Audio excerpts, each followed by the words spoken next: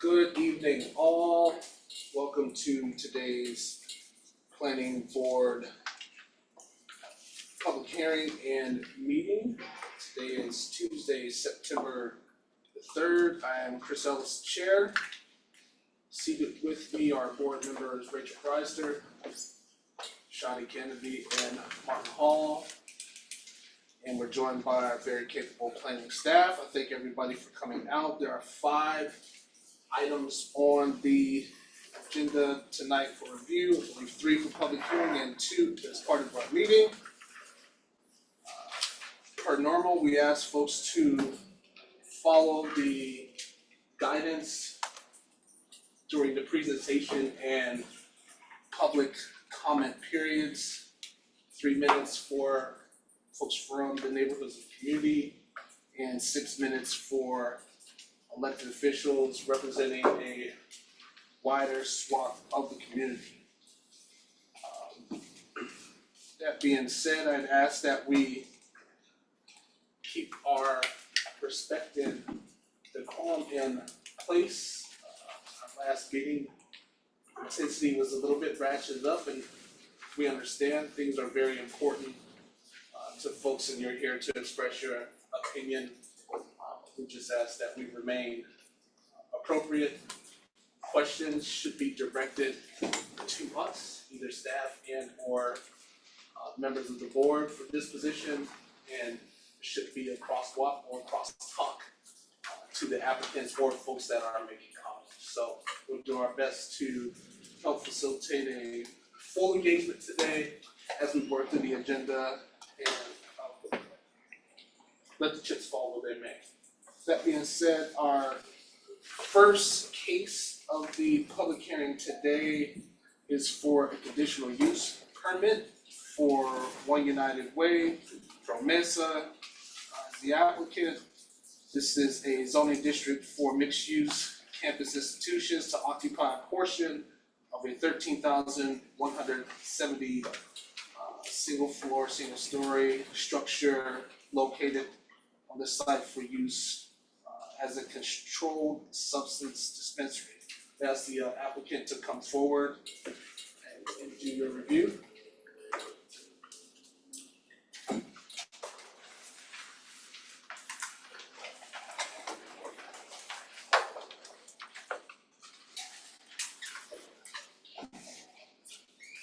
So at the last meeting, we were asked to go back, so I don't know if we want to piggyback on what was recommended at the last meeting, since we weren't supposed to have this meeting.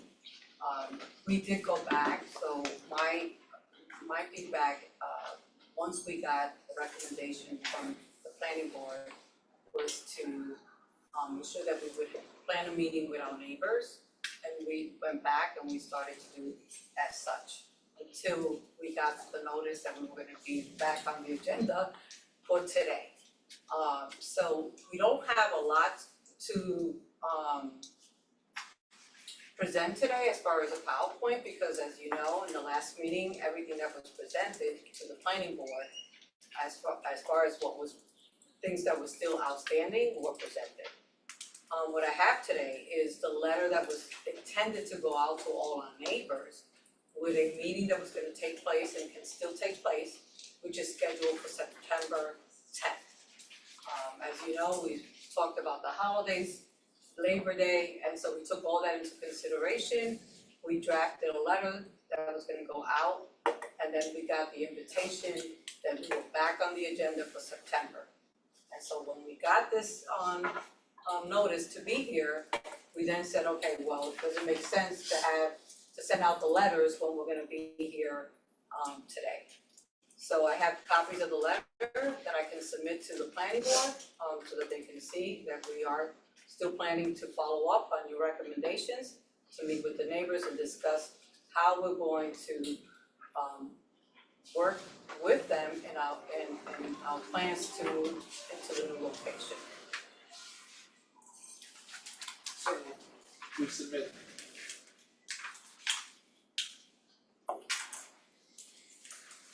Are there any follow-up questions from the board? in lieu of our previous discussion.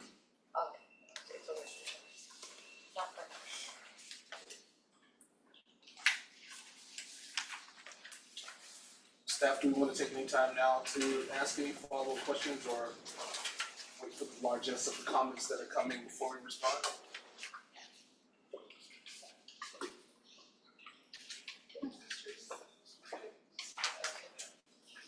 You want additional copies or? Oh, Sure, yes, sir. I thought we were just getting one.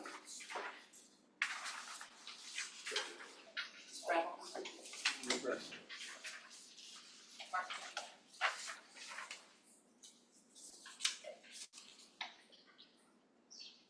You can see for the letter that, the purpose of the meeting, and it was gonna be addressing the three areas of addressing community concerns and to provide the information by our staff and other representatives, and to really at that meeting come up with a collaborative approach and solutions on how we can move forward. If there are no questions on either the letter submission or follow-up from last meeting, I thank you and we can begin public comment.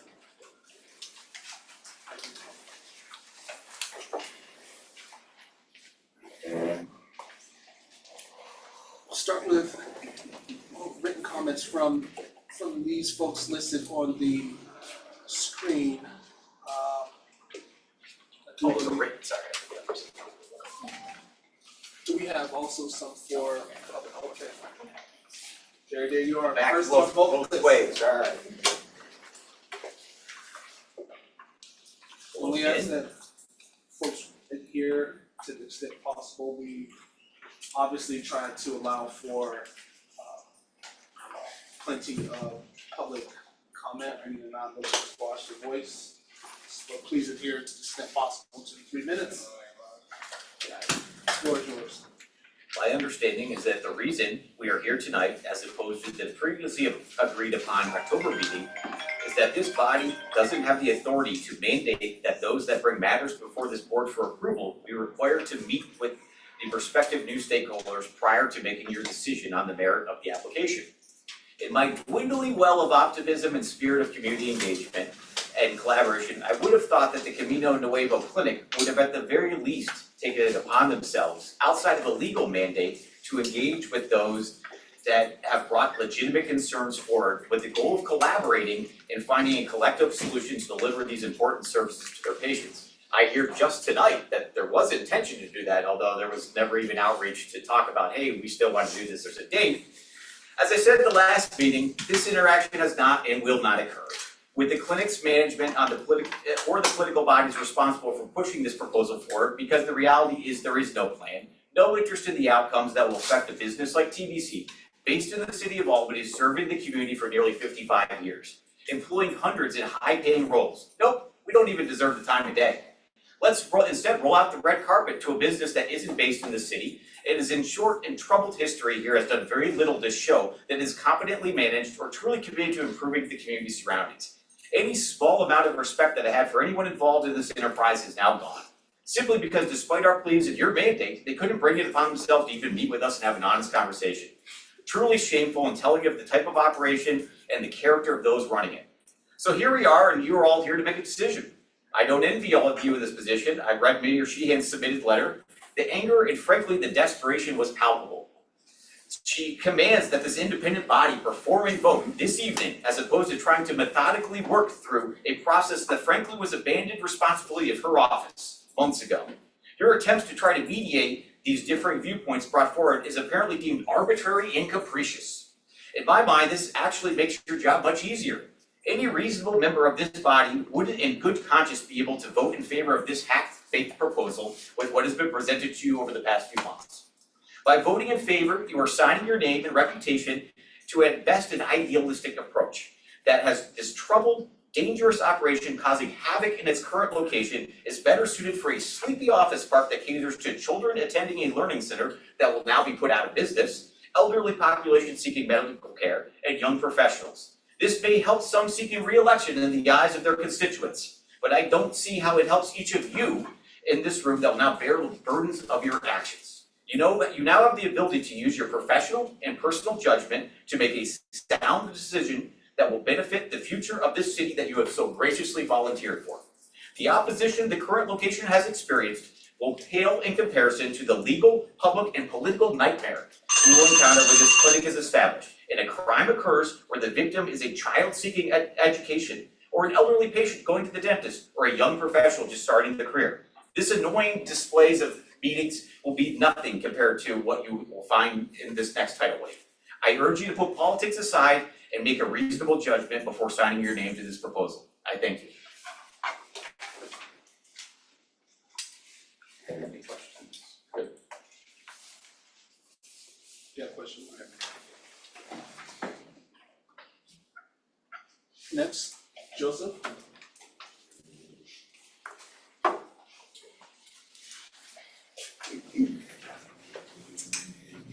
My name is Joseph Wiley. I live at 21 Milner Avenue in Albany, a lifelong resident of the city.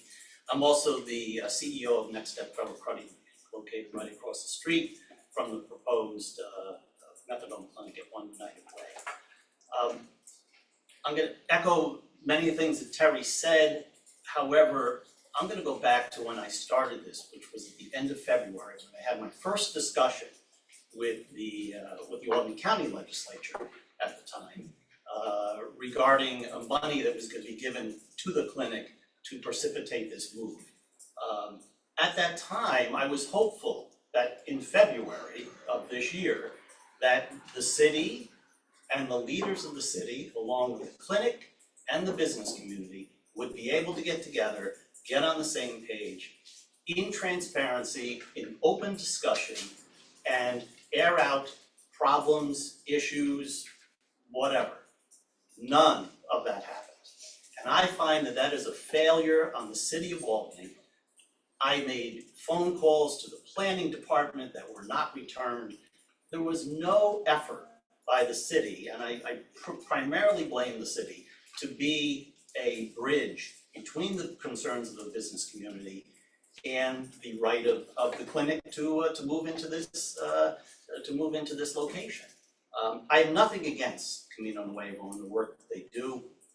They do tremendous work, and they have probably an impossible type of situation.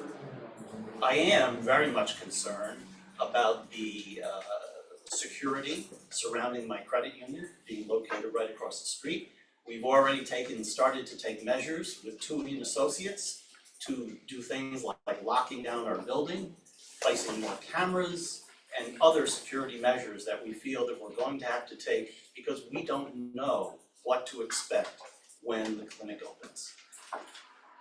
Again, it just mystifies me, or it almost seems like the city had an agenda here to get this thing off of 175 Central Avenue, which was a disaster for 10 years or more, and just put it to another location and hope and pray that everything is better. And that is not the way to go about this. I said that back in February. I say it here again tonight. I hope that this board will have the guts to really do something that probably should be done and put this off until such a discussion like that can take place. I thank you for your time.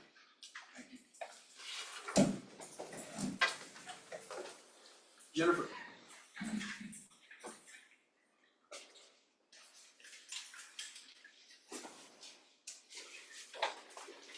Jennifer Tino, I live in Lincoln, New York. I work in the Hines Plaza. And I'm here again to speak with you. We should all go out to dinner. We're getting so comfortable with each other, but this is a very serious matter. And the truth is that you have now been witness to the lack of clarity, to the lack of commitment, to the excuses that we have been listening to for months.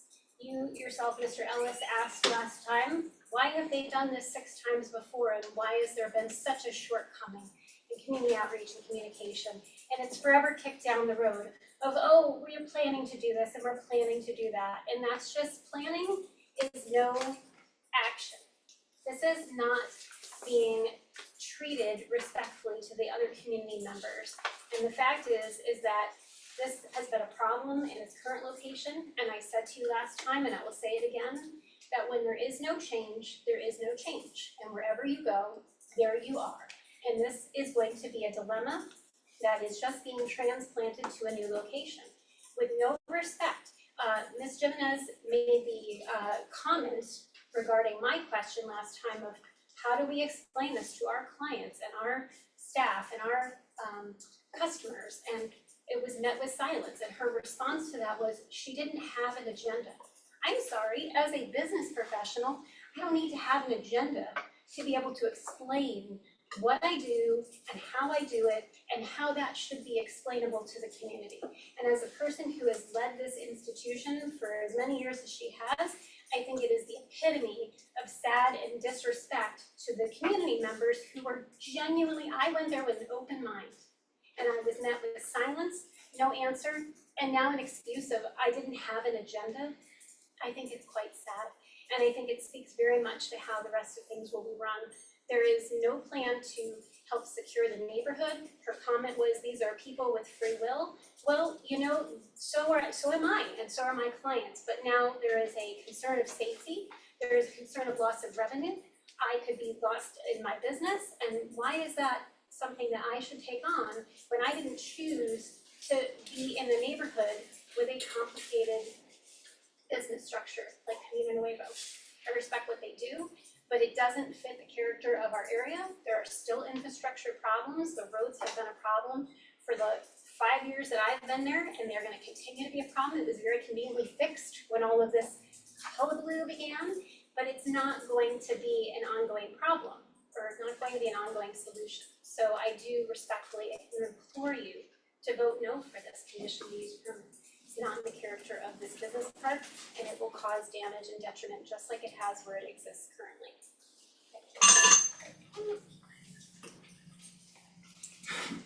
Thank you. Dr. Wayne?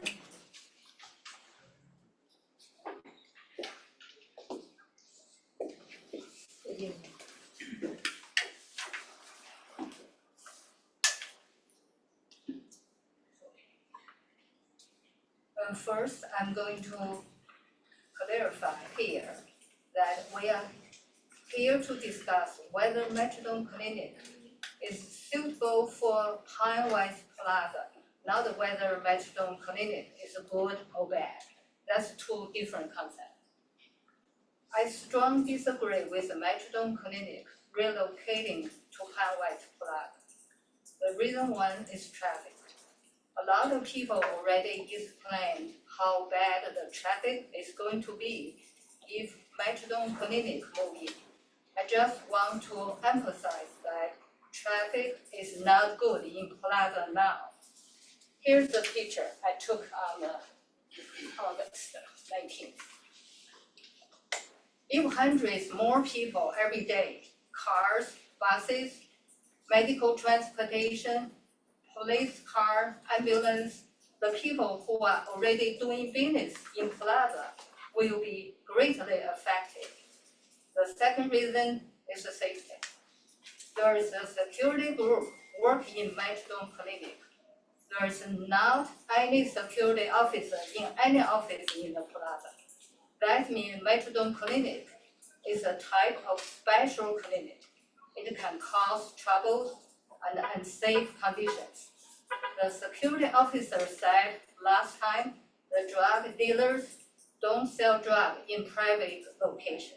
Yes, inside the clinic is private, but how is the outside clinic, outside the buildings, between the buildings? So based on his statement, we can tell the security officer only keep their eyes in their private location, but they cannot keep trouble inside their clinic forever. The Plaza is far away from any police stations or hospitals. How about the safety of the people who already work in Plaza, or the other people who come to Plaza for their business?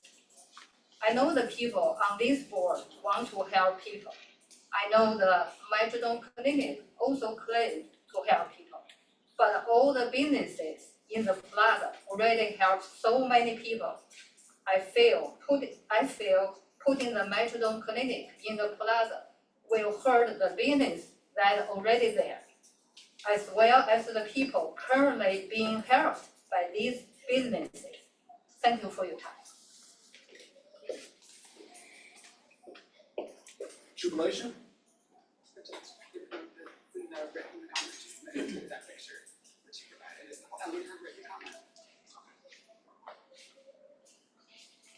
Let's face it, you guys are here to just humor us, you just wanna sweep this under the rug and make it go away, and I can respect that, but that's not the right attitude in the situation. Recalling as far back as I can to late 2019 up to today, save for one ambulance, no emergency services of any kind have been summoned to the plaza at all. Which means it is quiet, controlled, calm. Where the clinic sits now, it's loud, it's raucous, there's people all over the place. It was a rough neighborhood before the clinic moved in, it did not do well when the clinic moved in afterwards. That being said, Ximenes can hide behind the clamor and the noise, and it's very hard to filter through the problems, which ones are actually the fault of the clinic, and which ones are the fault of people outside of the clinic. If she moves into the plaza, there will not be any clamor or public quiet. There will not be any noise that she can drown us out with. The minute I find a used syringe lying on the ground, I might mail it to one of you. Because that's what you're condemning us to. Because we don't know what to expect, she hasn't done anything to reach out to us. In fact, her whole method for moving in the first place was to put it in the newspaper, which is as underhanded and under the radar as you can get. No one knew. She bought the building before she even had the permit. It was her plan to move in regardless of the community's feelings. She had to move 6 times, what does that tell you? Clearly what she's doing isn't working. I respect that she's trying to help people, but her methods are not working. And I do not want to be the next testing ground for her methods. How many neighborhoods does she need to ruin with her methods before someone actually does the right thing? So please consider, again, no emergency services for at least 4 years. There's nothing to hide behind. And to the gentleman that sat next to her and said, oh, drug dealers don't deal in private areas, they deal in public areas like Home Depot or Walmart or McDonald's. What do you think is down the street? We are surrounded by lots of places like that. And we're gonna be caught right in the middle. So instead of sweeping this under the rug like you guys just wanna do just to get rid of it, get rid of us, I'm gonna tell you right now, do the right thing because we're gonna be back here. If you move it into the closet, there will be problems. This isn't going away. You think it is, but it's not going to. Think things through before you pass a decision. Thank you for your time.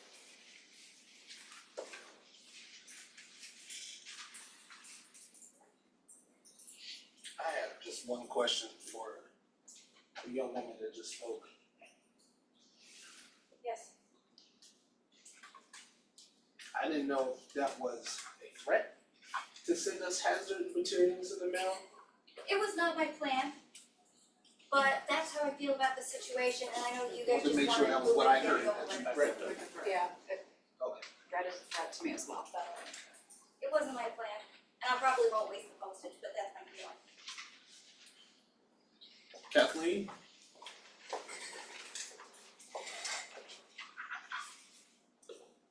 My name is Kathleen Schwarzbach. I am the owner of Transforming Lives, which is doing business at Silver Learning Center. I am the building that looks directly at One United Way. Don't share a parking lot. They cleared out the woods between us, so we do have direct sight of it. I second what a lot of people have said, that what the clinic does is really good work, and it's important work. It's just not the right place for it. As a small business owner who caters to families, I will not be able to stay there if they are there. Not only will I lose business, because families won't feel safe, whether or not they are safe, whether or not the right security is there, we haven't had the communication to be able to talk to our parents about this. We haven't, I was happy to hear that they're trying to set up a meeting with us as neighbors, because that's something that's been missing. I'm not happy to hear that it had to be a recommendation to do that, because in the last meeting, I wasn't at the August meeting, the July meeting, it was said, we wanna be a good neighbor, we wanna be part of the community. That was never portrayed to us as someone who literally looks at that building every day.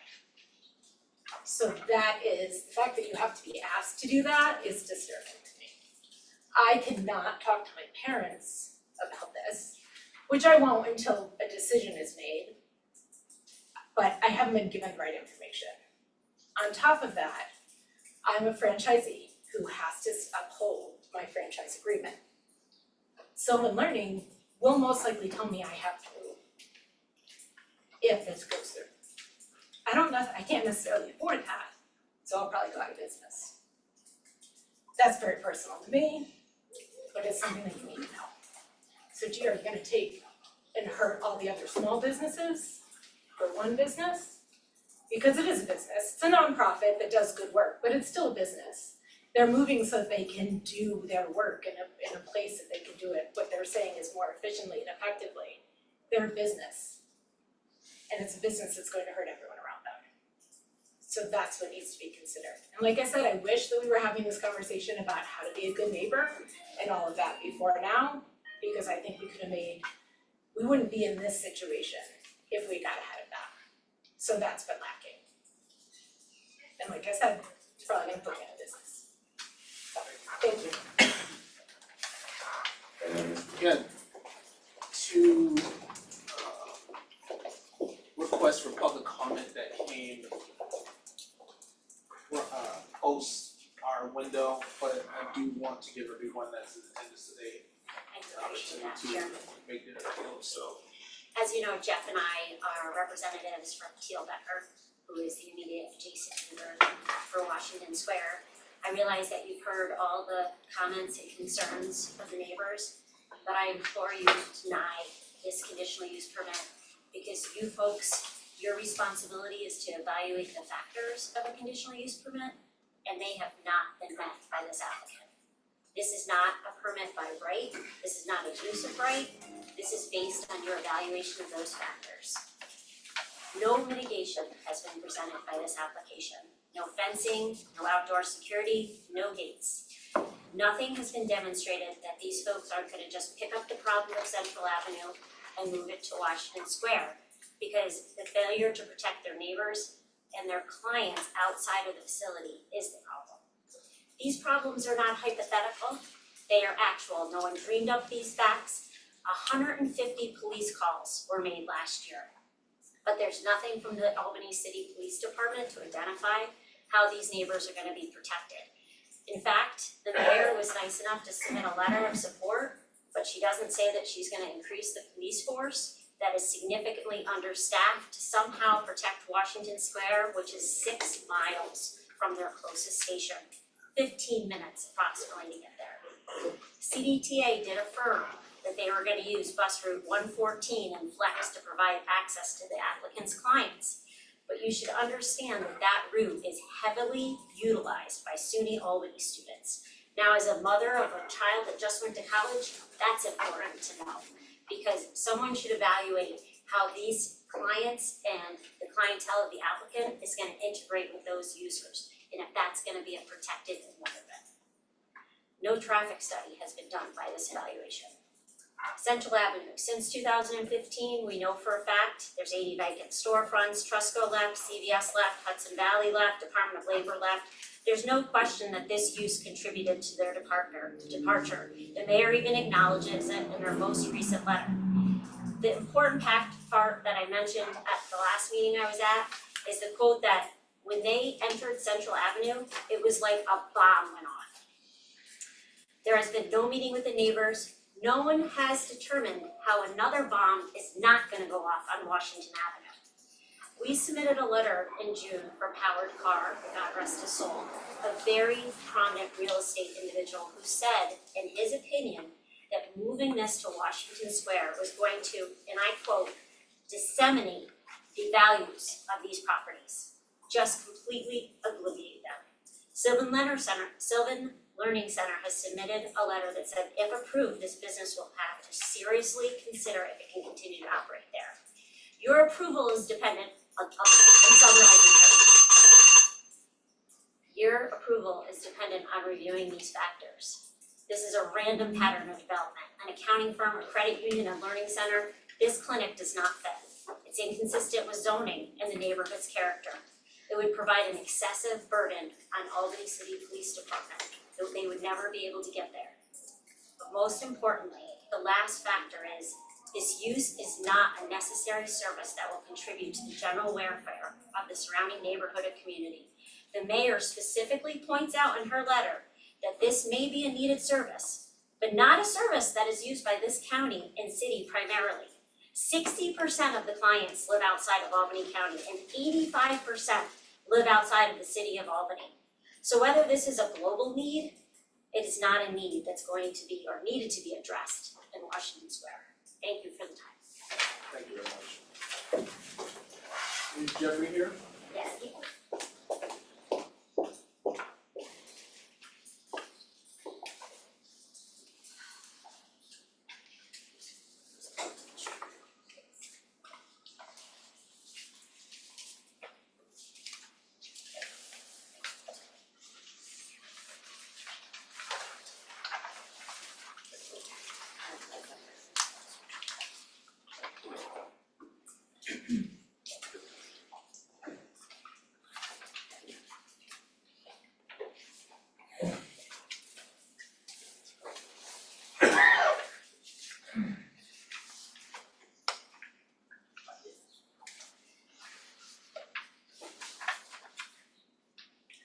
Thank you to the board for allowing me another opportunity to address.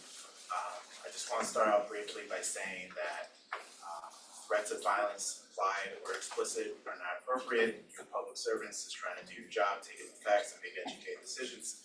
I just thought that should be spoken on the record from the opposition. I represent Teal Becker along with Stephanie Bitter, and I just want to take a moment to talk about what I identify as neighbors at risk and NARs. And I think a good example of that, to illustrate my arguments, is that the Sullivan Learning Center is a neighbor at risk. I distributed these letters that come from their general counsel located in Texas. But I think it really outlines some points that I think the board should consider.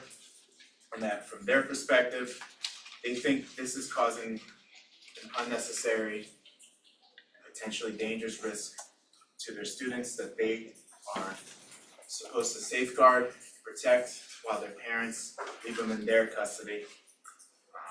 It comes with legal analysis to discuss character and neighborhood factors. And the main point I want to bring out, because there's a lot of points to discuss, but the fact of the matter is, when it comes down to it, we're talking about security measures in an area that never had to discuss security measures before. Okay, that to me is by default a negative impact on the community. And at this point, I don't see enough mitigation to really disregard those concerns. I think it fits squarely to the legal framework that you are supposed to consider for your conditional use permit analysis, that this community is not fit for a methadone clinic that has stated onto the record that they will need to use security measures to protect the area. I don't think it's fair to the existing neighbors that they have to adjust their own practices or potentially leave. And I think that goes squarely to what a conditional use permit is. Does it fit in the neighborhood? And are you gonna drive neighbors at risk away? That's what I wanna talk about, because Sullivan Center is a good example of that, as well as my client and the rest of the business owners that you heard from today and who submitted written comment. So again, I want to thank the board for letting me speak, and I appreciate the opportunity.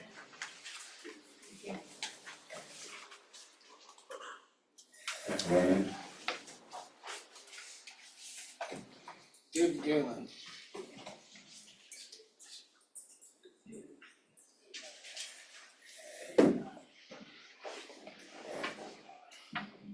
Good evening, David Gowan, I'm Mayor Sheehan's Chief of Staff here on behalf of Mayor Sheehan. I just wanted to read into the record the mayor's letter and then address a couple comments that have been raised in public comment. I'll just summarize, but Mayor Sheehan stated that she joins Assembly members Pat Fahey and John McDonald in her full support of access to treatment for individuals experiencing substance use disorder. Over Over the last several decades, and especially during the pandemic, the opioid epidemic has continued to wreak havoc on both the lives of those inflicted with addiction and their loved ones, as well as the quality of life, economic opportunity, and the safety of communities affected. As Assembly members pointed out, these individuals are seeking medical treatment to address a medical diagnosis and is no different than when someone visits a medical facility or pharmacy. She also supports the citing of an opioid treatment program away from downtown Albany and outside neighborhoods that have historically experienced disinvestment and blight. The current Prosema clinic at 175 Central is in a dense business and residential corridor and is one of the most disinvested census tracts in the capital region. It's very difficult to enforce trespassing, loitering, and other criminal violations at that specific location because of its proximity to the public sidewalk, street, and various tenants that also occupy the building. One United Way is the exact opposite. This new location is a padded site more than 3/10 of a mile from the closest residential property, has its own parking entrance, and is fully on private property, making it that much easier to enforce trespassing and other violations should they occur. In addition to talking about the extended bus route, which I won't belabor, I do want to point out, and the mayor pointed out in her letter, that Prosema attended a community meeting with owners and tenants of neighboring properties at 325 Washington Avenue Extension on March 5th, 2024. Our police chief, Eric Hawkins, members of the police department command staff, and my chief of staff, David Gallen, that's me, also attended the community meeting.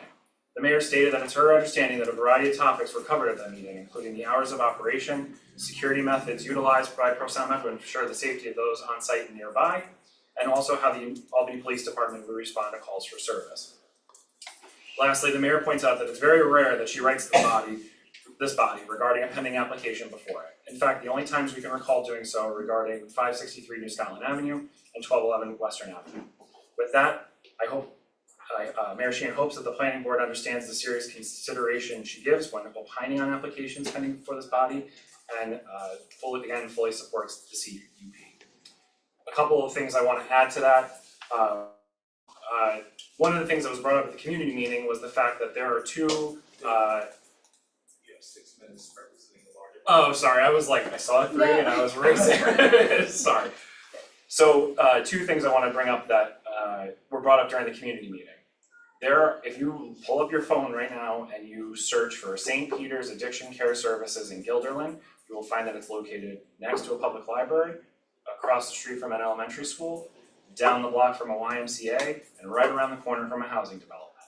Like a variety of what appear to be row houses. If you do the same thing in Loudonville, you'll find that an addiction care services center, again operated by St. Peter's, is located next to the Bellinis, the Paisans, a Ted's Fish Fry. It's on a very busy corridor on Route 9, right down the road from a Whole Foods. We never talk about those clinics because those are in the suburbs, and I know that that's we just oddly enough never comes up. But the fact is that there are clinics in those locations, and you never hear a word about them. But yet we're here where people are bringing up things like there are security measures that need to be taken, and therefore it's inherently bad. Well, we use security measures at City Hall to protect the judges that are in the courts in City Hall. Should we not have City Hall because there are security measures that are needed? The other thing is, we talked about how the Pine Bush is not the place for the community on the way to relocate. That's what we've heard tonight. I want to remind people that there are several doctor's offices less than 1/10 of a mile away from this proposed location. There's an Albany Medical Center clinic 1.1 miles away at the intersection of Washington Avenue Extension and Rapp Road.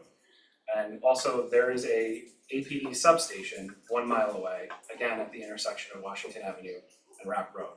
So I think a lot of the concerns that have been raised are just factually inaccurate. They're based on factual inaccuracies, and I just want to make sure that the board takes those into consideration when deciding this evening. Again, we very much support this move. We think that having Camino Nuevo, APD can enforce private trespassing laws, can enforce no loitering.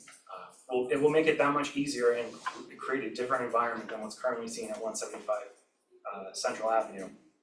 And again, a stat that was brought up earlier that I do think bears repeating, more than 65% of the people that come to this clinic are not from Albany County, and more than 85% of the people are not from the city of Albany. They're coming via Medi-Cav, they're being dropped off, they go in, they get their treatment, they leave. They're not, the operation in and of itself is not conducive to someone coming in from a bus, unless you live in the city of Albany, and even then it's it's a small subsection of that population. So I just, again, I want everyone to remember that it's not 100% of the patients coming in by a bus. It's a high portion of them coming in via Medicare. Thank you.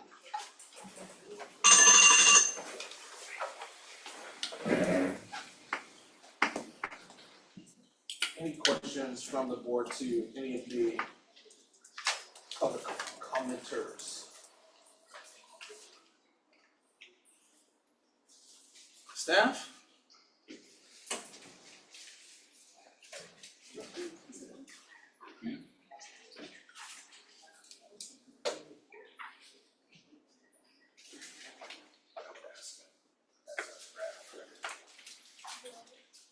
Any comments, Brad? I mean, not much has changed with regard to the application itself. We've had some additional public comment come in. But again, you know, a lot of the comments are not initially factually based, and I don't see a lot of strong grounds for rejecting the application. I think that the applicant should certainly continue to engage and discuss with the community and its neighbors, but again, I think it meets the criteria that the board assesses with respect to a conditional use permit application. It is consistent with the provisions of the USDO. The site is already developed. I don't see anything random with respect to this pattern of development. Again, it's consistent with the purposes and objectives of the zoning district. It is a conditional use. Again, conditional use are generally deemed compatible with the zoning district in which they're allowed. And I would note that, you know, this particular use is a conditional use in many different zoning districts. You know, and again, this is a service that is needed to a degree within the community. I think, you know, the mayor's chief of staff pointed out the disproportionate burden on the city of Albany that's occurring with respect to this use. But I think, you know, this site is certainly a relatively appropriate one for this particular use and the impacts that it could potentially have. So I'd recommend the approval of the application. Thank you. Council, any follow-up? Nothing from me. I agree with everything Brad said. And we're in order.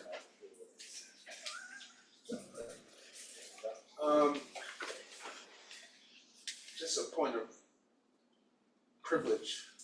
Martin and I have been on this board for quite some time, and there always will be cases that are difficult. And I want to thank the folks from the public that have come to multiple meetings to express themselves. To the staff and council for helping to guide us and provide us with solid information as we go through the process. Very much necessary. I know it's your day to day. To my fellow members of the board who volunteer their time to come and participate, we thank you. This is the first controversial project that we've seen before us. I will tell you that in my time, that often some of our largest fears that we've heard during the presentations don't necessarily manifest. I do also want to recognize the inherent risk of any decision that is made by a deliberative body, and I think we all around this table as professionals, we take this work seriously, and I commend you all for that. With that being said, we are at that fulcrum, and it is time for us to make a decision. So, as the chair, I'll entertain a motion to grant the conditional use permit for One United Way. Is there a motion? Motion. It's been moved by Shawty Kennedy. Is there a second? Second by Mark Hall. All those in favor, please say aye. Aye. Those opposed? The project will be granted conditional use permit is passed unanimously. Thank you very much. The next project is also a conditional use permit for 151 J Street.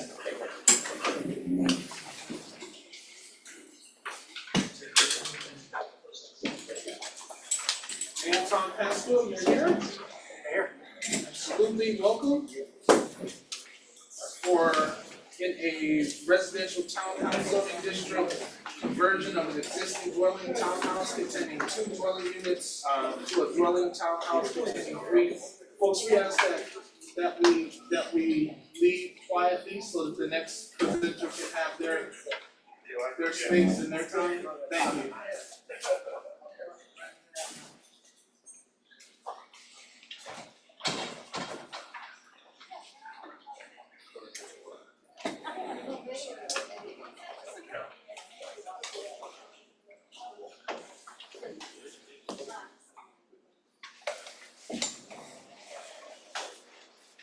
We're looking for the conversion of existing dwelling unit townhouse containing 2 dwelling units into a dwelling townhouse containing 3 dwelling units. We're not looking for action tonight. But is this our first time on this one? This is our first time out. Floor is yours.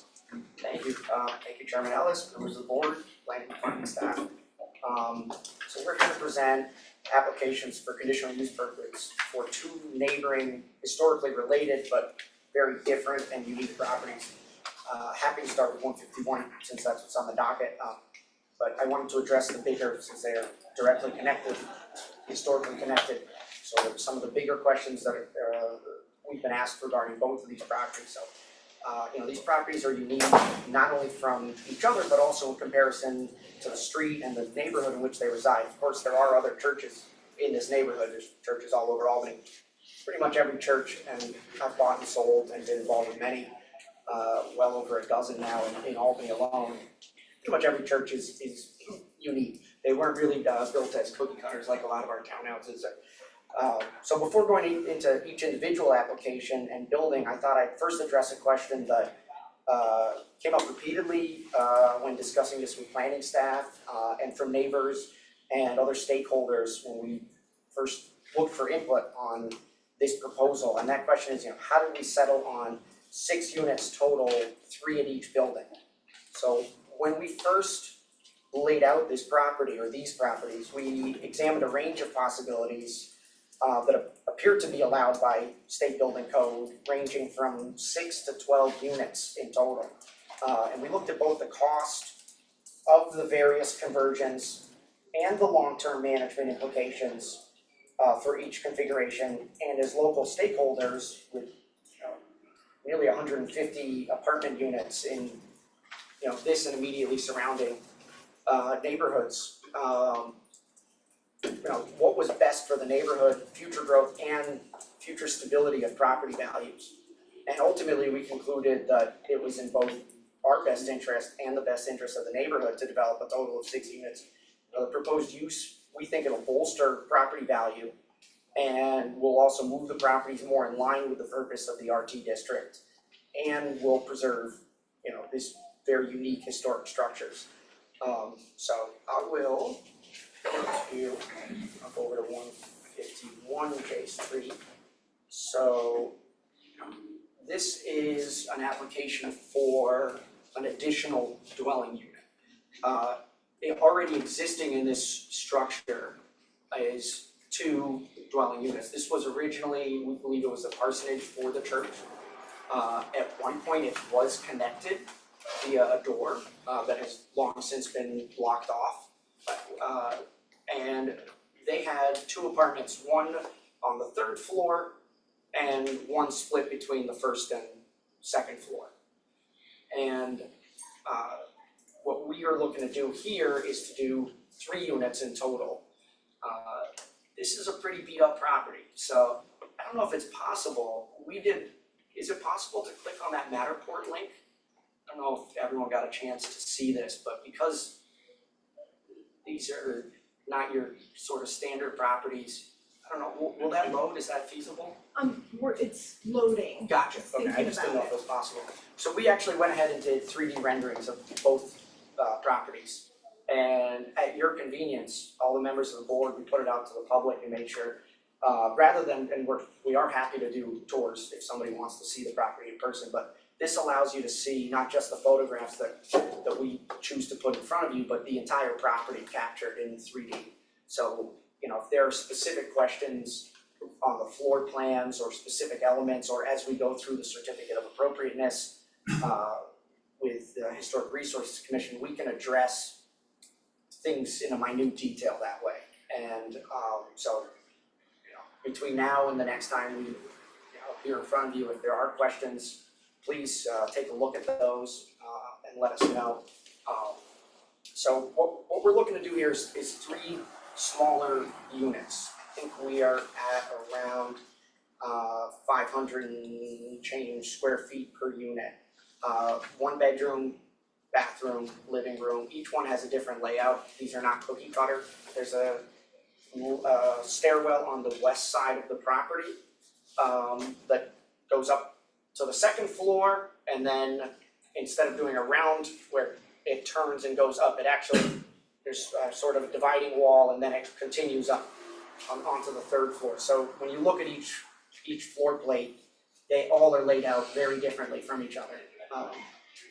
And these are some of the questions that come up, and we've been in front of you before for this exact type of conditional use permit. The biggest question has always been, are we at grade, or how far below grade are we? So as we examined, I think every other time we've presented to you throughout RT districts, we've had to make sure that we measure and demonstrate the elevation to show that we're not putting people in a basement, essentially. In this case, the structure is at grade. So you walk into the apartment actually up a couple of steps, and you can see, if you look at the photos of the front of the property, that there's a small basement window. So this isn't a scenario where we're looking to do a garden level apartment. These are 3 apartments, 1 on each clear floor plate. In terms of some of the code considerations, we are doing an exterior egress stairwell. We actually would like to examine it down the line, whether or not we can expand the footprint of the building, but that's a conversation once we know the use is feasible, because we would like to do slightly larger units if possible, if it can fit within the zoning standards. But at present, we're comfortable moving forward with a rear egress stairwell, a back deck, which we demonstrated approximately where that would land. The tax lot, and we put them both next to each other for both applications, because I think while these are 2 separate tax lots, it's really hard to consider these properties without the context of the immediately abutting, in this case, church next to it. So what you're seeing is a rear yard. The church has no rear yard. It occupies basically 100% of its footprint. 151 J Street that we're presently discussing occupies about a little less than half of its tax lot. So we've got a lot of yard space, and we're easily able to stay within code and zoning code doing the rear deck. There is currently a rear deck, but it doesn't provide adequate egress. So we'd be keeping a similar footprint to that existing rear deck that needs to get demolished, and still having a pretty decent yard space. So in terms of conditions on this one, we do know we need to go through HRC to discuss the windows. We would like to replace the door, which is, sometime in the last 10 years, just a generic Home Depot door. We'd like to bring something that's historically accurate. The windows, it's not clear to us if these are the original windows or not. Either way, they don't have the crossbars that typically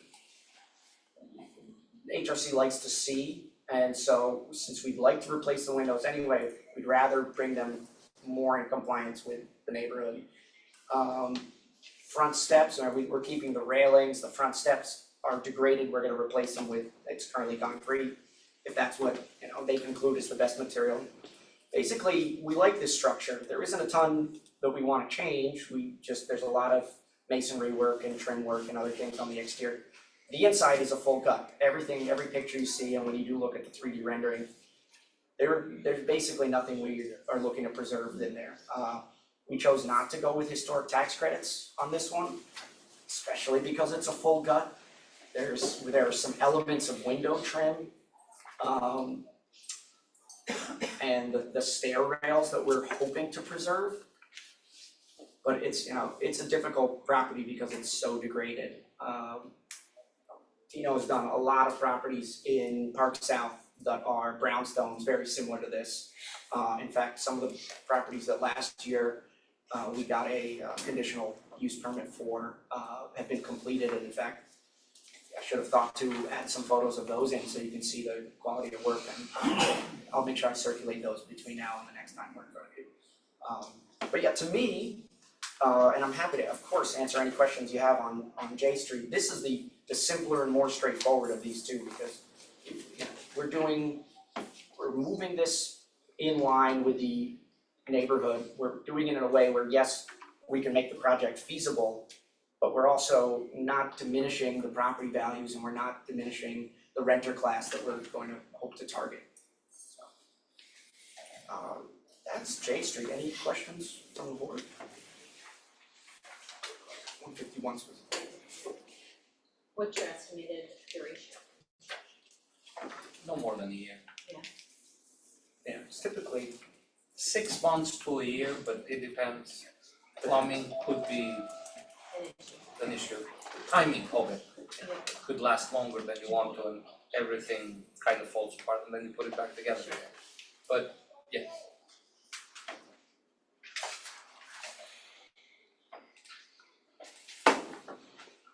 Martin, anything? No, I'm good.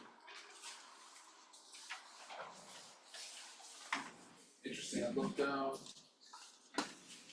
forward to seeing the next set of plans. That's a heck of a thing you got going inside the house. I appreciated the letter from Center Square too, it sounds like you guys are working with your immediate community. Oh, absolutely. When was the last time it was in use?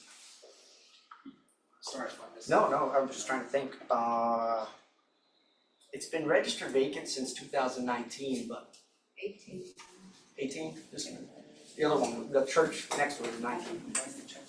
I wanna say it was the early 2000s. Yes, the church, about 6 years. 6 years. So a little later. Yeah. So 2010. It certainly degraded pretty quickly. But that's what happens when buildings sit.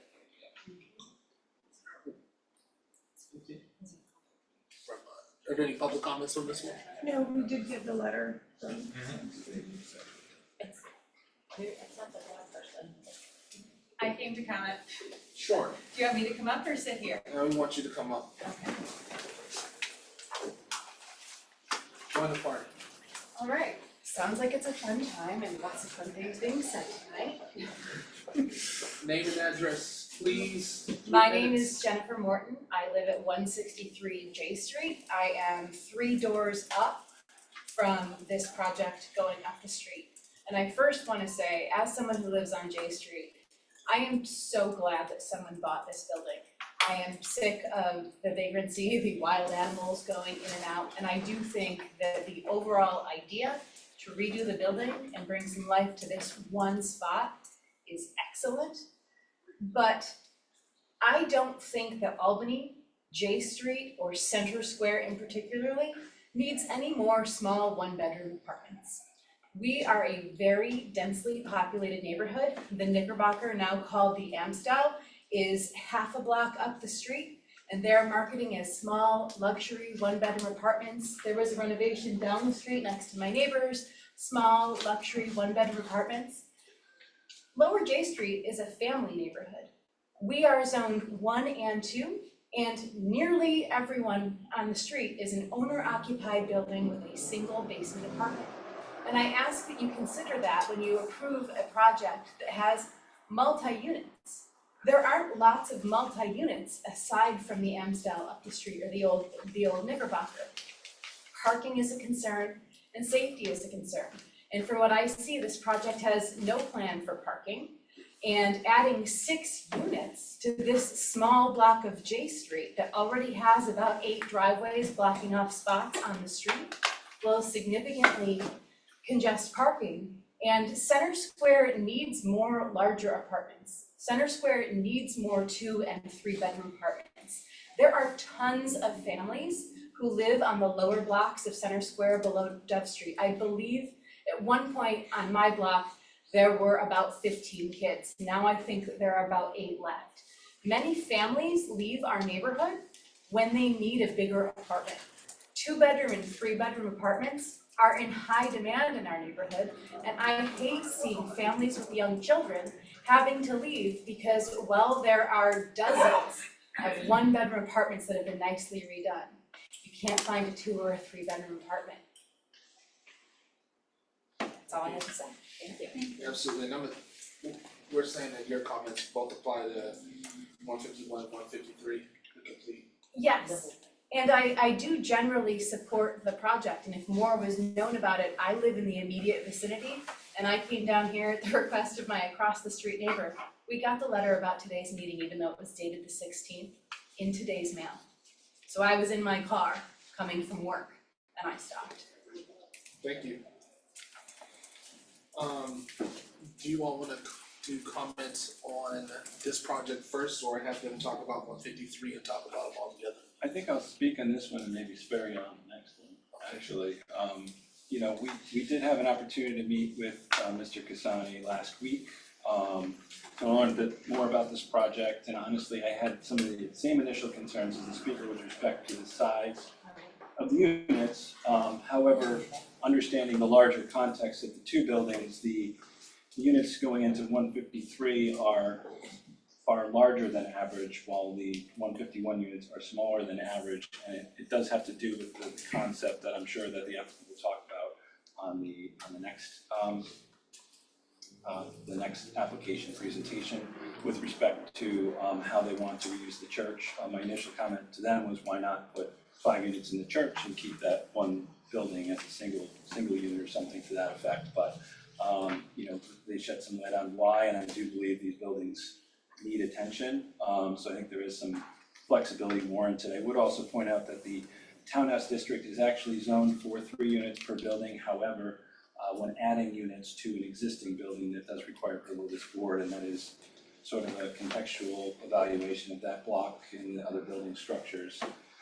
Obviously, in this townhouse district, we had a very difficult time when we did our zoning because the buildings are all different sizes. They were, most of them constructed for single-family homes at one point in time. Some of them were 10,000 square feet and some of them are 1,500 square feet, such as this building. So reusing them can be complex. This block in particular does have 9 buildings with a single unit, 11 buildings with 2 units, 3 buildings with 3 units, 1 building with 4 units, and 1 building with 6 units.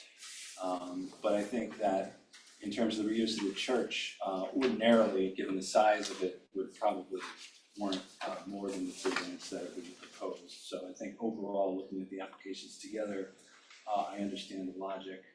And I would just also mention that lots are of a size where parking is not required because the buildings do take up the entire site, so it's really not practical providing parking in those circumstances. And then just again I stress the importance to Mr. Pasco and Mr. Casani with respect to historic preservation, that we do have a process for any alterations to the exterior of properties. So regardless of how you choose to move forward, those do need to be presented and discussed with the Historic Resources Commission.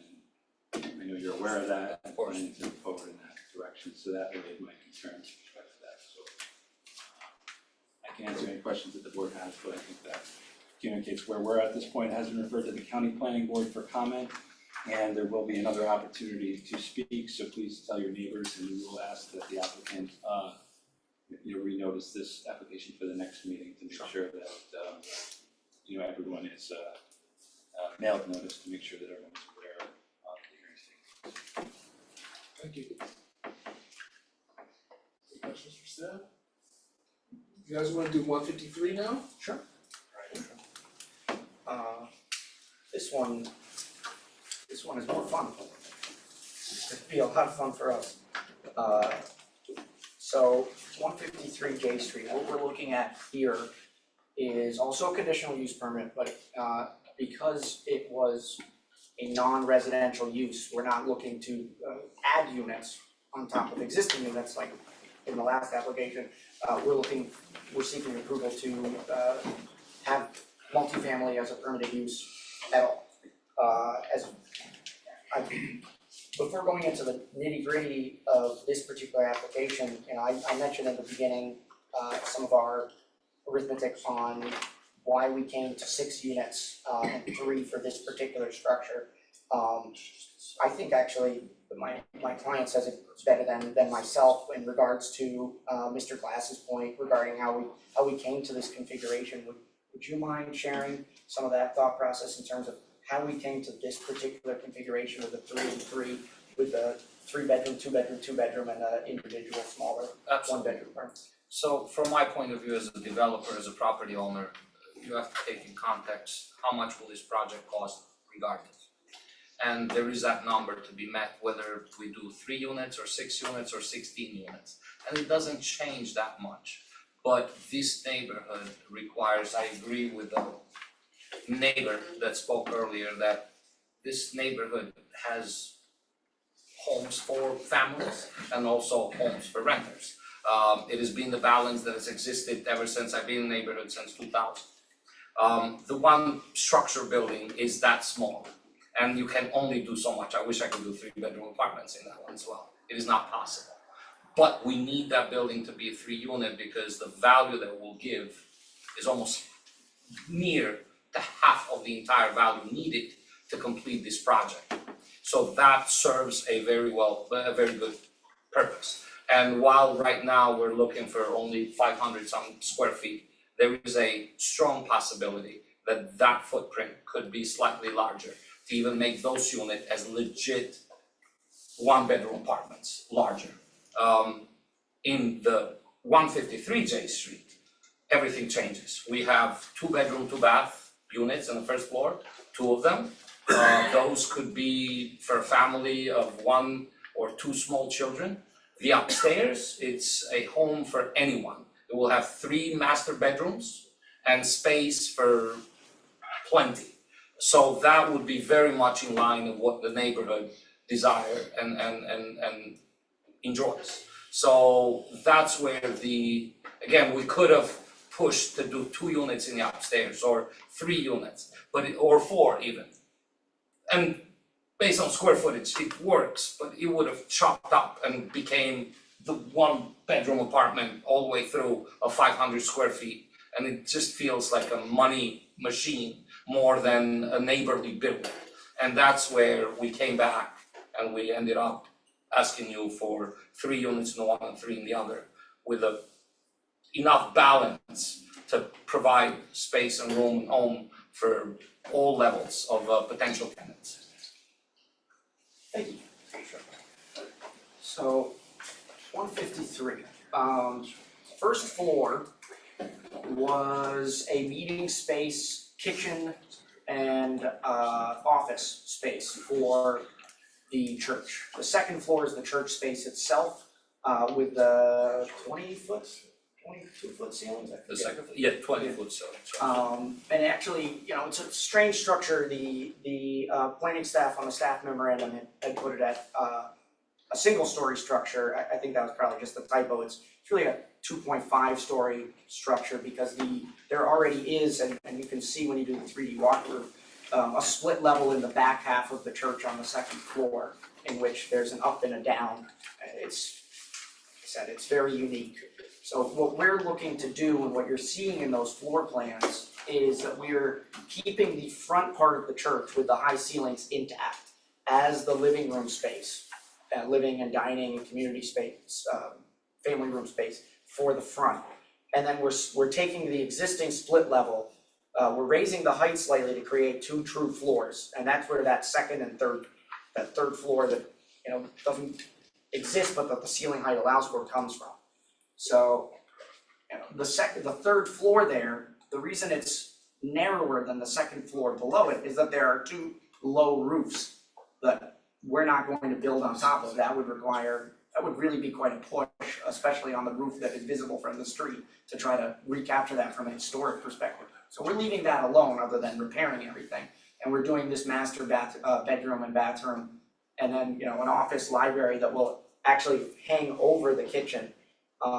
So this is going to be a very unique, very beautiful rehabilitation of this property. I'll run through some of staff's notes, some of which we were able to give updated plans for that you're seeing now that we were able to address some of their questions and concerns. Let's see, code compliance.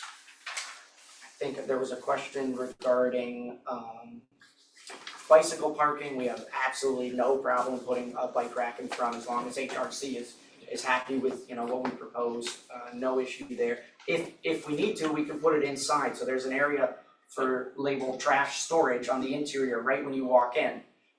This is an existing small office space that was for the pastor that we really didn't see a good use of in the footprint of the unit on the east side. So we were repurposing that room as trash and storage. So if HRC has a problem with bike racks out front, we can put bike racks inside. We also have a basement that we don't need to or expect to need to use at all with modern appliances and utilities. We're running forced air and mini splits on this one, the plan. So we could utilize that basement for trash storage and or bicycle storage. So we have a myriad of options when it comes to making sure that there are no trash pits in front of this property.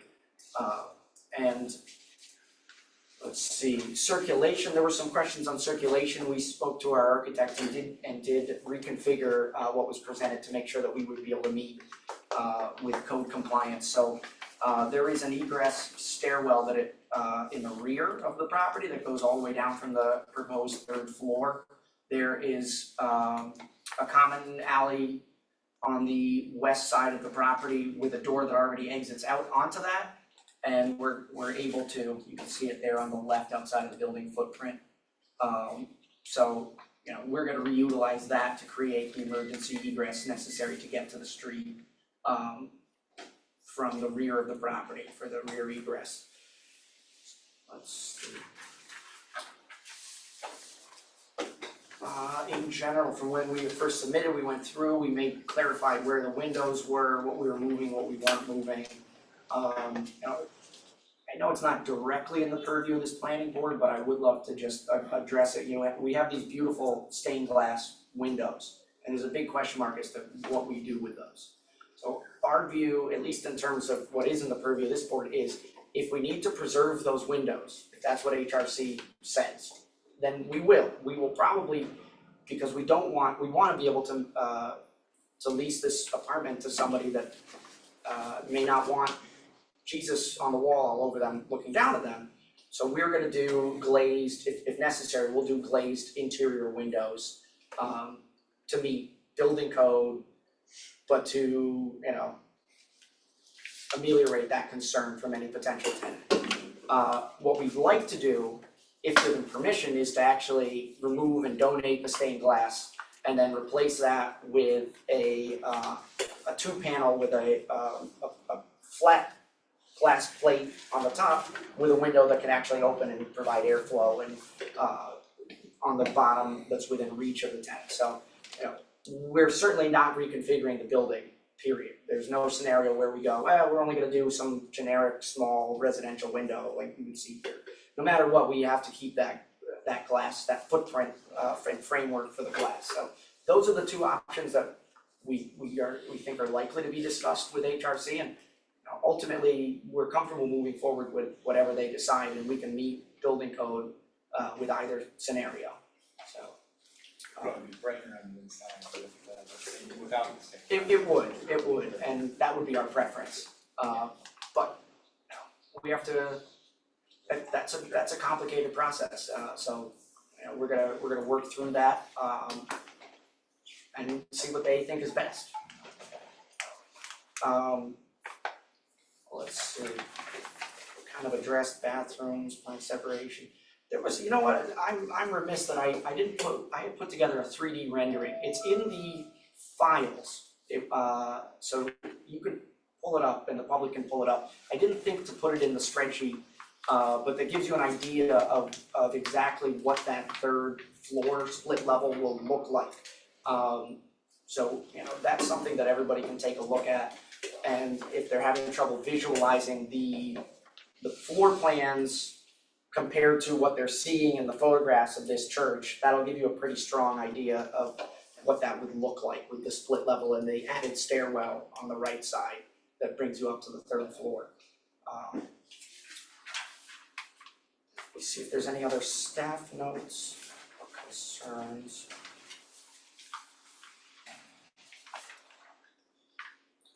Conditions. Yeah, for the record, we are fine with and expecting conditions on this.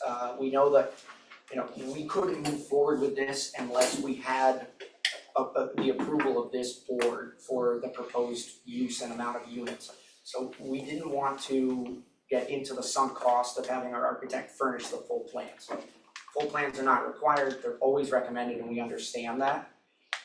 In our scenario, we feel comfortable after having discussed this with the neighborhood association, we have gone ahead and ordered those plans. They may even be ready before the next time we meet to discuss this, and we're happy to send them along if they're ready. But we have no issue with a condition that says, hey, this is conditioned upon code review and approval, which is a little redundant because it would need to be anyway, but just to make it clear to the public that this is gonna have to meet all code standards. Same with historic standards, we understand the process. Got properties all up and down various historic neighborhoods in Albany and Center Square and Park South, so we have no issue and we're not expecting any serious surprises there. I think that hits every bullet point that I have. Are there any questions from the board? I don't have any additional questions at this time. I have a question. So I do echo the concern of added parking spots and the use of that. And while there are a total of 6 units, some developers recommend like larger footprints, a couple comes in and maybe 2 cars.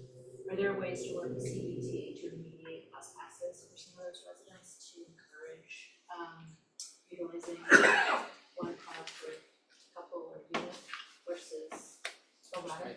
Yeah, we're happy to ask them. I'm not aware of that, and that's actually a great question for planning staff as well.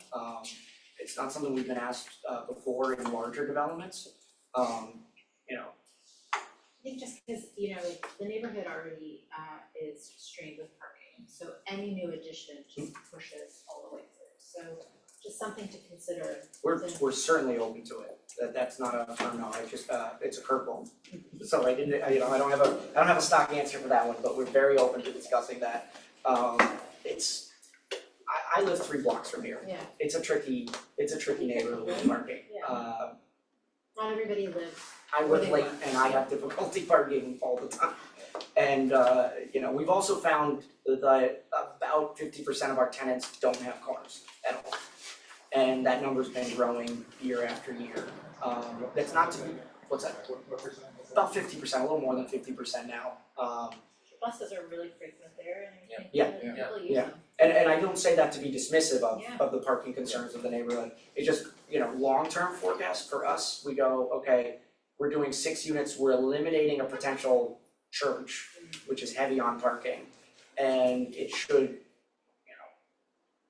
have a tremendous impact, but even a small impact is a big impact, and that's blocked. For the long term, right? Yeah. I have one other question so I noticed you have a trash collection area for the larger building. Does the smaller building utilize that area for trash collection? More than likely it may have to. So we can store trash in the rear of 151 J Street because we have a yard there. And this isn't the first and won't be the last brownstone where there's a first level apartment and nobody has access to the backyard directly but that first level tenant. Usually what we have to do in that scenario is work it out with the first level tenant where we give them a credit, or a discount on the rent, and they bring the trash out every week. Because, while the second and third floor tenants can get down the rear egress stairwell to put it in, they can't bring it out, right, without carrying it upstairs. And so that's usually what we've had to do in that scenario. In this case, because we have both properties, as long as we have both properties, and we don't expect to separate these anytime soon, we're holders, not sellers. We're probably gonna go with using the trash storage available in 153 J Street for both properties, because it's just easier. And I can't remember, what's the the limit where the city picks up trash versus you get private trash? 4 is the So limit. you still get city pickup? We do still get city pickup, we have to, anything 3 or 4 units has to pay an additional annual fee. Just one city. And if any of that arises to become an issue, of course, it's an easy mitigation, because you can opt out from the city trash Pay pickup extra. and pay, well, right, I agree, it is extra, but you pay whatever you pay and the difference is not that large. So that could also be done, but it doesn't seem to be an issue from this point of view. Time will tell. Yeah. And that's one of those that you cannot have upsetting tenants You don't want because of the that. garbage. That's an easy problem to fix. We still haven't fixed the dump problem, so the dump keeps getting more full, we don't have. That's another That's a whole different conversation. problem, it's a future mayor problem. Yes. We could do some composting, just talk to the neighbors if they want, because we're doing the trash. Anyway, that's a different topic. Okay. There, Oh, there is? No, I didn't, oh, that's. I know Raddick Center, yeah, down right by the police station, a few blocks. Any other questions? no. For next. Thank you very much. Thank you. On to our meeting agenda. We have an amendment to an approved site plan for a waiver. 102 Hackett Boulevard.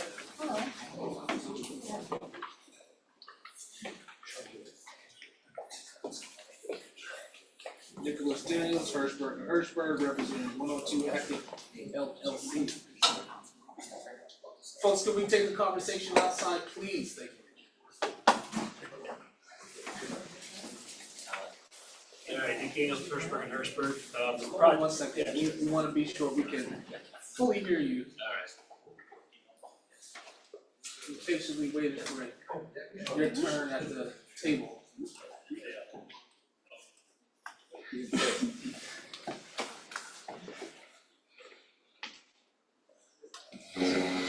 Nick Daniels with Hirschberg and Hirschberg, this project was approved for the last year, as they're undergoing construction renovation, we're having some issues with the site entrances, so we're here tonight for a waiver to, the width of the driveway entrances.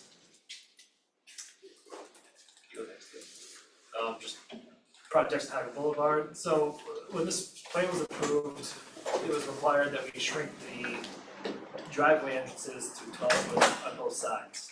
Currently, it's about 28 feet on the west side and about 37 feet on the east side. What we had trouble with is we're seeing large vehicles having trouble coming into the site and coming out of the site. So what we're proposing here is, go to the next slide, please. Oh, did I have another sheet in there? Oh, there we go. So that's the way the pavement is in its current condition right now. What we're proposing to do is just strike that, so that way it gives some sort of direction for vehicles coming in and out. But this way it also gives larger vehicles like fire trucks, box trucks, whatever, to have more room on the pavement, you know, for snow storage, stuff like that. So it gives them more of a buffer to fully access the site. Albany Fire Department commented on this. I believe they are in favor of keeping the pavement as is. They provided us their turning radius, and we rated it for this layout, and that works. I believe the nearest fire station is on Delaware Avenue, so fire trucks would be coming from the east. We ran it for them coming on the western entrance, so they would come from the east and then swing into the westernmost entrance in case somebody was blocking the exit, and that one needed a little more swing. So another reason why we're here to request this waiver. There's also a retaining wall on the eastern exit. If we remove that pavement, then that would completely damage the wall and have to be entirely rebuilt by the applicant. That's a very costly expense. That's a pretty significant wall there.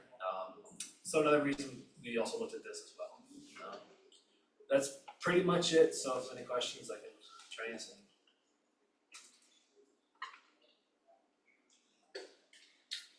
I guess I would say that the eastern exit there, the one that went from 12 to 37 is quite a significant change. It also, the angle is such that it covers the sidewalk, so you're really long stretch there. So there's no sidewalk on that side of the road? Oh, there's no, No, there's no sidewalk, there's only a gutter line for drainage. So what's the little, like, path or whatever just off the road? On the north side? Is there? So there's a crossroad that goes off here. Oh, okay, There's just okay. a, Oh, I see it there, yeah. mixed use path on the other side. Yeah, there's something there. Anyway, okay.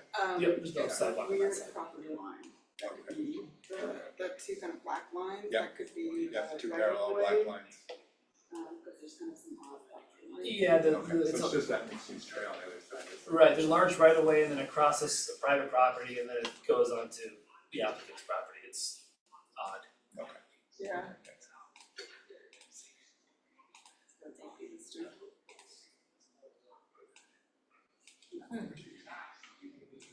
The other is the sidewalk. Yeah. No, I think it's the right of way, the two black lines.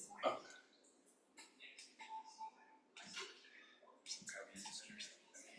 Utility.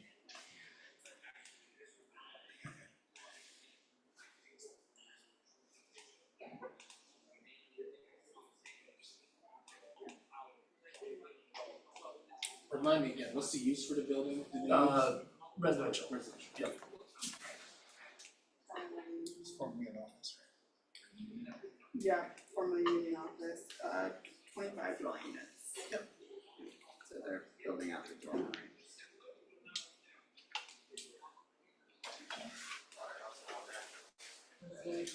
Yeah.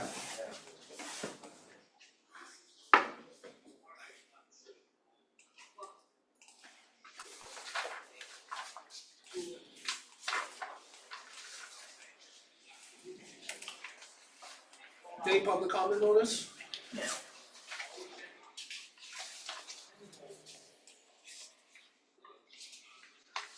Anything from staff? Yes. Just to reiterate, the project was originally approved by this board in May of last year. So just would like to, reiterate to the applicant that in the future, just to maybe, not move forward with stamping plans that, try to, I guess I would say, move forward with plans that are feasible, understanding that site plan amendments happen, but, try not to bring too many site plan amendments before the board, requesting waivers kind of after the fact.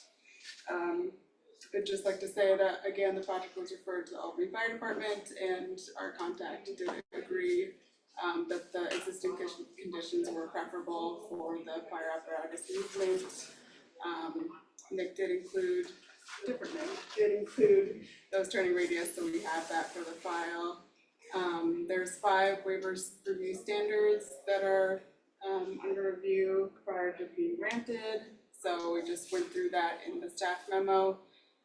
It's not expected there would be an undesirable change in the character, given that they're existing. The benefit sought is just for the ease of vehicular movement. The waiver request is substantial, given that it's double or triple the allowed width of 12 feet. But if the asphalt were to be removed, it's possible that there could be damage to either the existing retaining wall or the slope or grade adjacent to the entrance. And that the difficulty is self-created, but that doesn't preclude the granting of the waiver. It's just part of the overall consideration. So, all that being said, we do still recommend granting of the waiver, as it is generally a relatively minor request, and an existing condition.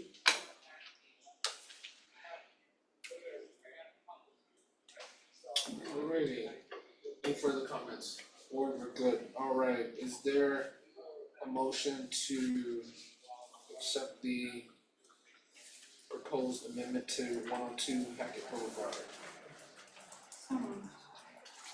We have a motion to approve the amendment for the waiver for 102 Hackett Boulevard, is there a second? Second.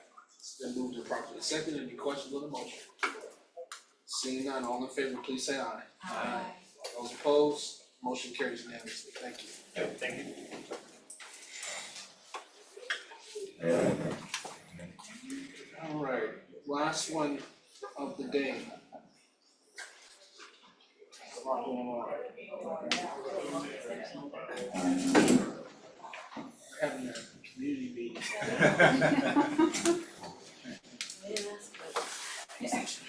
So this is several development plan reviews, consolidated property addresses 85 to 89, 129 to 133, 137 to 145, 151, 155, and 159 Broad Street, 117, 134 to 138, 145 to 147 Clinton Street, 10, 23, 33, 38, 44, 47, and 51 to 53 Second Ave.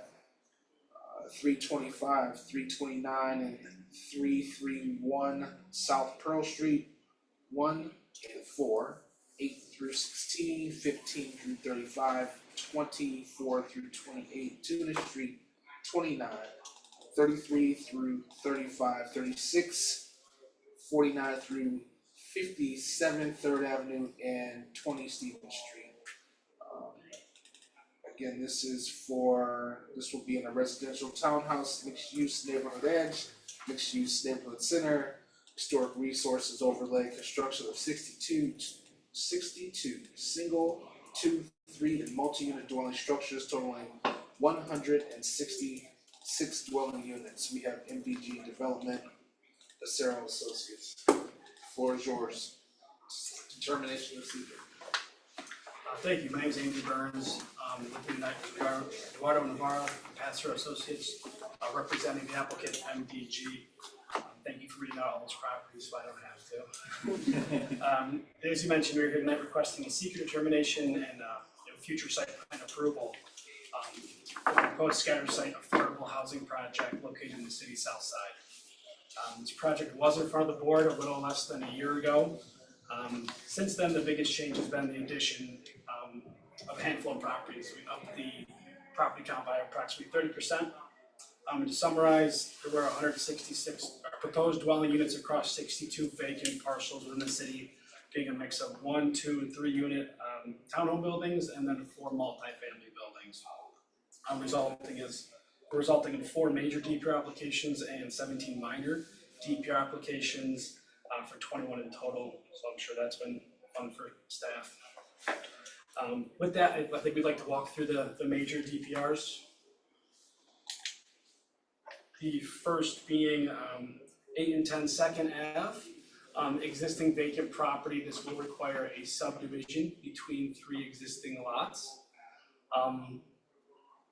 This property with the other 4 major DPRs are proposing sidewalk replacement needed for construction and 0 setbacks. So we'll be replacing the sidewalk along the frontage of all of these buildings. With that, I think we'll go to the next slide. As you can see here, the primary access to this building will be on Second Ave with a maintenance door on the side maintenance door as well. Which I can see here. Just elevation, Eduardo, I'll go ahead and add yet. So this building here, all the 4 multi-unit buildings are very similar. They will house the amenity spaces, property management offices, community room, a fitness room, all in different buildings depending on how much space. And we're also tied to HCR's, the state's affordable housing guideline book. So we're trying to allocate the spaces that do fit per building. One of the things that each of these sites and the multi-unit buildings, not as much as the townhouse narrower lots, but we are always working with grade and trying to figure out what best ways to enter the building, because each one of these buildings will have a accessible unit on the ground floor. Half of the ground floor will be for offices or property management offices or community spaces, and then the other half will be a 3-bedroom unit. All units in the multi-unit building would be 3 bedrooms. So you can see there with the floor plan.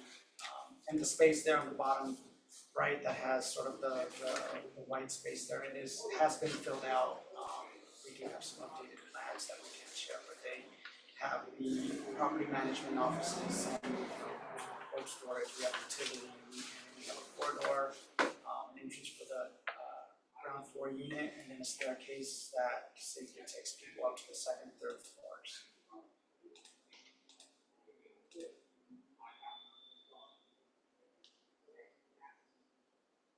And these are the two units up on the third, on the second and third floor. All the plates just pretty much match, ground floor. Well, the second and third floor are identical.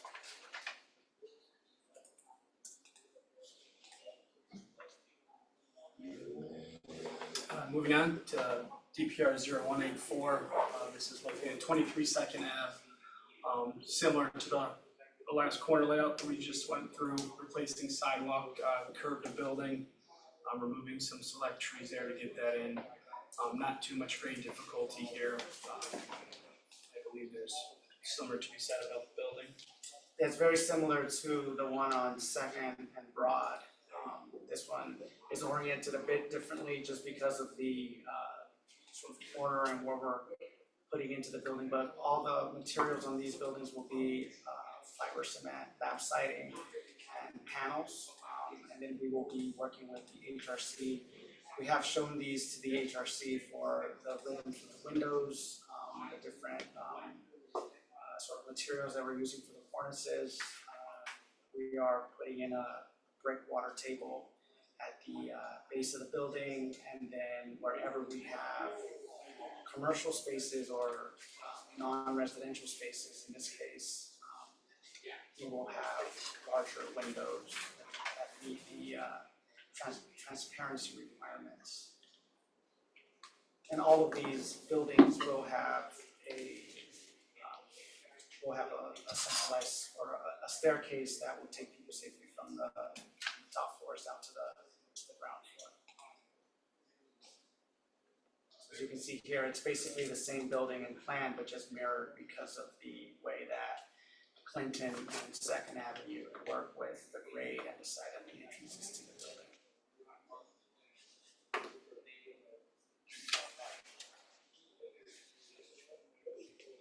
We can go on to the next one. DPR 0185, I believe the only difference is there is an existing parking lot on this site going to be demoed or removed. So again, an increase in any green spaces is pleasant in the city limits, so that'll be good for this one. Same with the sidewalk.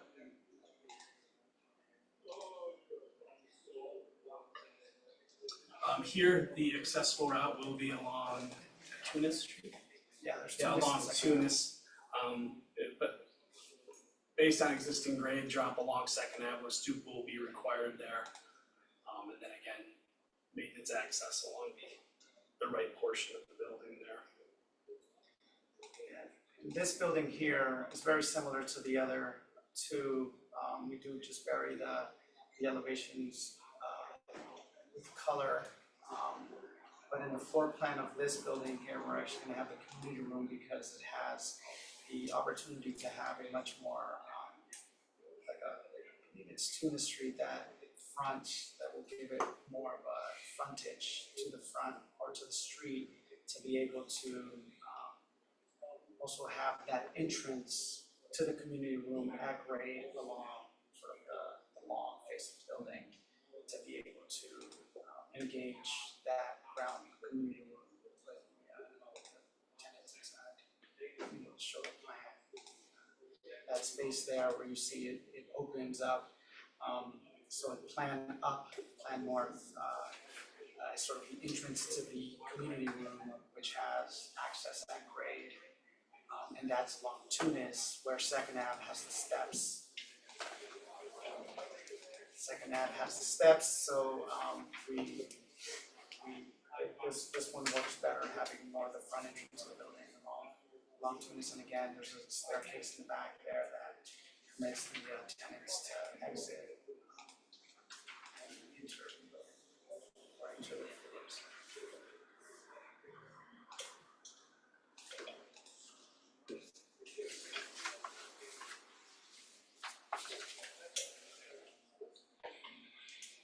And our final, 5-unit building is DPR 0188, located on South Pearl Street.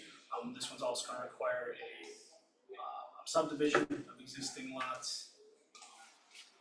Again, on this existing conditions plan, you can see what Eduardo mentioned, there is some grade that needs to be achieved on the site, along from front to back, but we're gonna be able to drop that along the building, it should not be a problem For this one here, for this one. yeah, and then this building here in particular is interesting because it is along South Pearl.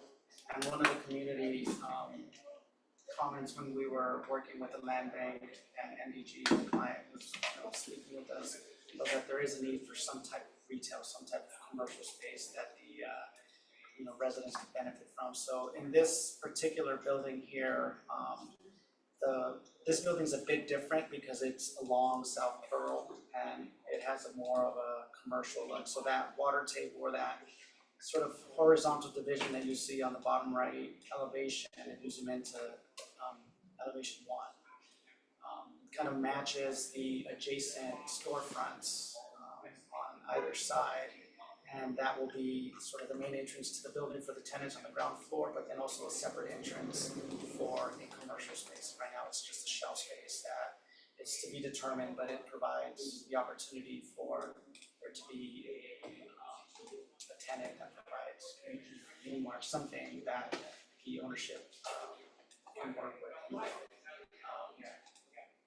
And it provides sort of that same and similar look to the rest of the adjacent buildings on the front. That's sort of the big difference there. You can see in the plan, you can see that on the bottom right floor plan, that big empty space there is for the commercial space. It's not huge, but it's about 700 to 800 square feet, which can be provided to a business owner, something that can benefit the tenants in the area. The bottom is the South Pearl Street side. Yeah, the bottom is South Pearl, and then left and right are two neighbors, so it's kind of wedged in between. From your research, what types of entities go into those types of spaces? From what we've seen, there's a lot of like mini marts, those type of sort of tenants, from what I've seen driving down the area. But we've done a project in Rochester where we had a similar situation where we had a bottom or a space down below, which they opened up for a deli. So it's something where it doesn't require any type of hoods or cooking for, so you don't have like a restaurant or anything that's intense, but more something that's a deli, something that provides. So this is not what you said, this is what I heard. I heard you say cigarettes, lottery tickets, and alcohol. That's what I heard, that's not what you said, that's what I heard. So I don't know if there are, especially when we start talking about where this development is taking place, more predatory type of entity. So One thing I will add, in the development that we did in Rochester, a business was there that sold toothpaste, toilet paper, deli, and was not permitted to sell. And HCR, working with the state, permitted to sell alcohol, tobacco, or any type of papers or anything like that. Yeah, I would say, I'm not sure, but we do have a radius for convenience stores within a certain radius. So if there's already an existing one within a certain distance, then we wouldn't permit an additional one. So I can imagine that might be already the case, but we'd have to confirm if there was, a permit to build out the space. asking purely out of curiosity. Yeah. No, but it's a good question, because in the other project in Rochester that we had, obviously the tenants were concerned that was gonna be downstairs and that was not permitted to be sold there. Yes, yeah. We came up with the previous project. You also mentioned it's low income, is there like an income range? I don't know the exact income range. I don't know if anyone from MDG is on the call or on the online. No. So a lot of times it's like 30 to 60 AMI. I don't know exactly, it could be 30 to 90, I honestly, not sure what that is.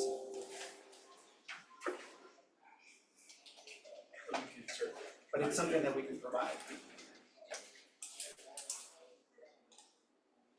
Any other questions? Did you say, you had mentioned that the accessible units are on the first floor, did you mention, did you say they're all of the accessible units are 3-bedroom? Well, in the 4 multi-unit buildings, because that's where we put all the 3-bed units due to the narrowness of the sites throughout the development. We have 5 3-bed units in each of those buildings, and each of those buildings will have a ground floor that's accessible because it's required by code, given that it's a standalone building. So we are providing first floor accessible 3-bed units.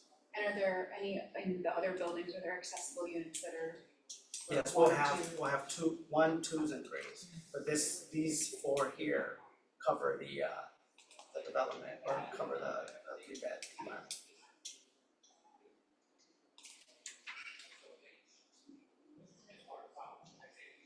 And just one other question, you mentioned the stairway, you know, for folks to get from the top floors down. Are there elevators in the buildings or no? There's no elevators. No, it's not a requirement, and given the size of these buildings and the amount of space that you need for elevators and the cost, we've decided to build them within code to allow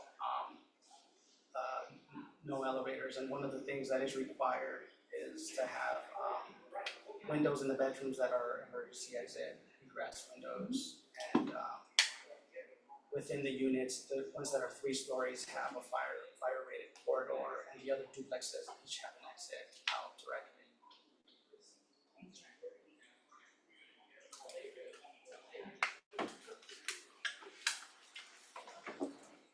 Staff?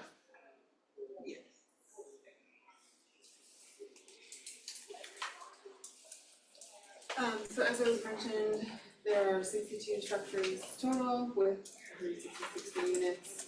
Just to reiterate, for the purposes of seeker, it is considered a big project overall, so it's not to segment the review. But the 17 minor DPRs will ultimately be reviewed and approved by the chief planning official, Brad, whereas the 4 major DPR are ultimately reviewed and approved by planning board. So just to make a distinction, that obviously we're gonna have a discussion of all of them, but just I think moving forward, when we're putting the slides together, we'll just include those 4 DPR numbers. All of the projects will be reviewed, need a review and approval by Historic Resource Commission, which you've already mentioned. You have attended and have gotten notes from specific to the elevations, so I think we'll be hearing comments from them and move forward. Just a few general notes on code compliance.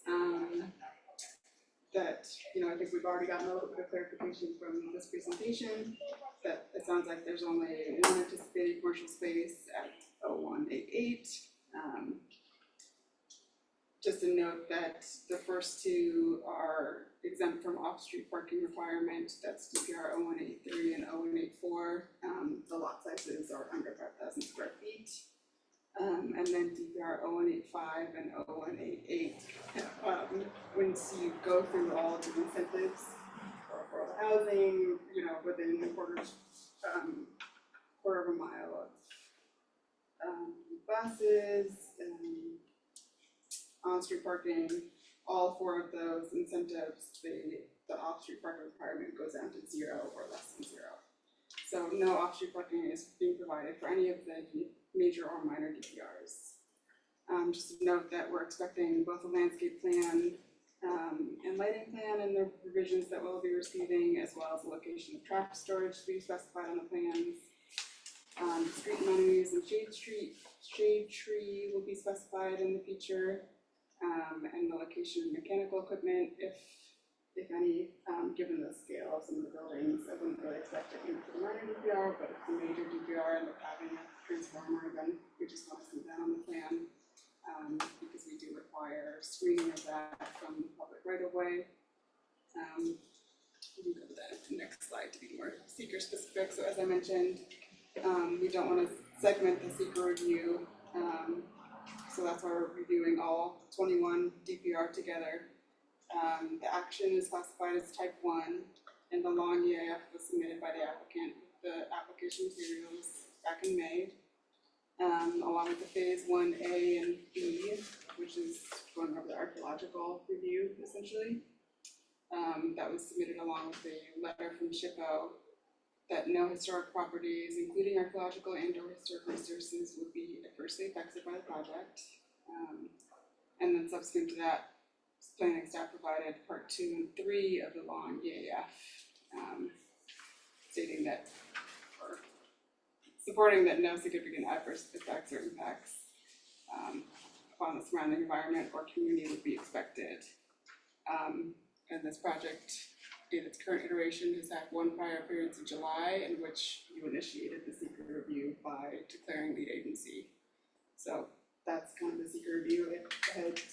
It was quick in that it was already occurring because the phase 1A and B occurred partially in the fall and partially over the winter because they had some of the properties already going. Whereas normally that might take a long time to do. They were able to have that partially in November, partially in February, and then get the SHPO letter in May when they submitted all the revised materials. So you just initiated seeker review in July, but we already had all those materials in advance. So we kind of had all of the information in advance, and we've not received any notes, to the otherwise about being a lead agency, and to the other aspects aside from archaeological review. They've been outlined in the part 3 supplemental, and have not found any adverse impacts. So we would recommend that the board find a negative declaration. Any additional questions? Excellent. Is there a motion on the floor to provide a negative declaration of seeker? So moved. Is there a second? It's been moved and seconded for a negative dec for seeker. All in favor, please say aye. Aye. Aye. Motion carried. Is there any other business for the board? All right. At 7:54 p.m. the meeting is adjourned. Is there a motion without objection? Meeting is adjourned.